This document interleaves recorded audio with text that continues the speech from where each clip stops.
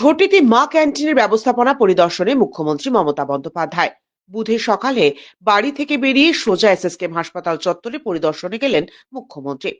মমতার মস্তিষ্ক প্রসূত মা ক্যান্টিন, 5 টাকার বিনিময়ে মানুষের মুখে ভাত তুলে দেওয়ার স্বপ্ন দেখার পর থেকে মানুষের মনে ব্যাপক সাড়া ফেলে এই মা ক্যান্টিন।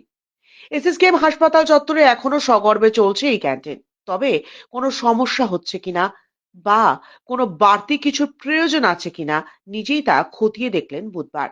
খোঁজ খবর নিলেন যারা এই ক্যান্টিনের দায়িত্বে আছে তাদের ঘরেরও। এটাই বোধহয় মমতা বন্দ্যোপাধ্যায়। ওনার এই আন্তরিকতাই মানুষকে তার প্রতি আকৃষ্ট করতে সাহায্য করে।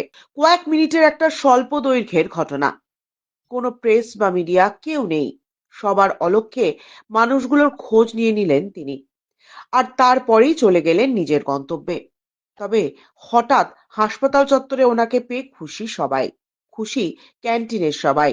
তাদের দাবি এমনই থাকুন আমাদের মুখ্যমন্ত্রী। ব্যুরো রিপোর্ট, আজ বাংলা।